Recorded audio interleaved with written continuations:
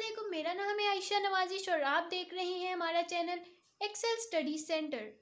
Students, आज की इस वीडियो में हम डिस्कस करेंगे कि थ्योरम को कैसे अटेम्प्ट करना है और इसमें जो हेडिंग्स हैं वो कितनी इंपॉर्टेंट हैं। स्टूडेंट्स, सबसे पहले तो थ्योरम का क्वेश्चन नंबर 9 होते हैं हमारे एग्जाम्स में और इसको अटेम्प्ट करना कंपल्सरी होता है। हम इसे किसी सूरत भी मिस नहीं कर सकते। तो अपने थ्योरम्स को बहुत ही अच्छा प्रिपेयर करें ताकि आप इस 8 मार्क्स के क्वेश्चन में फुल मार्क्स हासिल कर सकें। स्टूडेंट, सबसे पहले आपने अपनी हेडिंग लिखनी है क्वेश्चन नंबर 9 और इसके बाद आप हेडिंग थ्योरम की दे दें, उनको बता दें कि हम ये क्वेश्चन अटेम्प्ट कर रहे हैं और ये इसमें क्या अटेम्प्ट कर रहे हैं, थ्योरम अटेम्प्ट कर रहे हैं। इसके बाद स्टूडेंट्स नेक्स्ट हेडिंग है स्टेटमेंट की। ये सब हेडिंग है और इस स्टेटमेंट को आपने कंपल्सरी लिखना है क्योंकि हमारे पास 2 थ्योरम्स की स्टेटमेंट्स गिवन होती हैं, उनमें से हमने किसी एक को अटेम्प्ट करना होता है।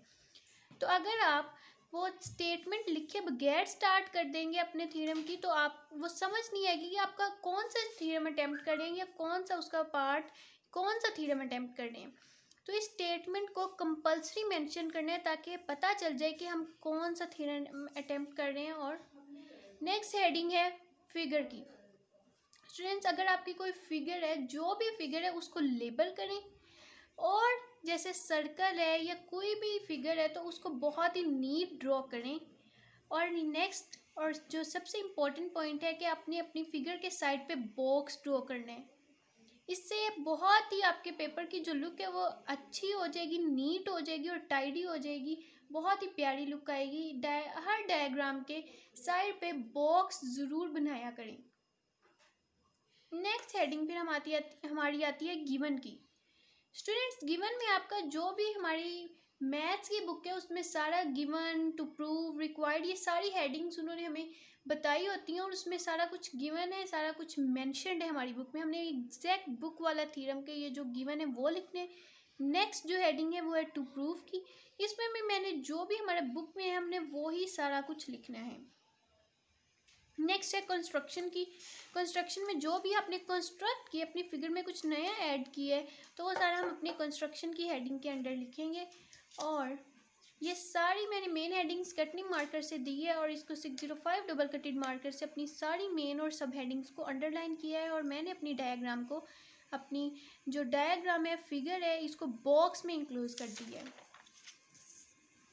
नेक्स्ट स्टूडेंट, जब आप प्रूफ पे आएंगे तो प्रूफ पे आपने स्टेटमेंट्स की और रीजंस की हेडिंग देने के बाद इस तरह उसको बॉक्स बना लेने और बॉक्स में सेंटर में लाइन ड्रॉ करनी है और इस साइड पे स्टेटमेंट्स को ऑर्डर वाइज और इस साइड पे रीजंस लिखनी है। स्टेटमेंट, जो भी आपकी स्टेटमेंट है उसकी रीज़न बिल्कुल उसके सामने होनी चाहिए। ये नहीं है स्टेटमेंट नीचे ऊपर रीज़न है, आगे पीछे नहीं।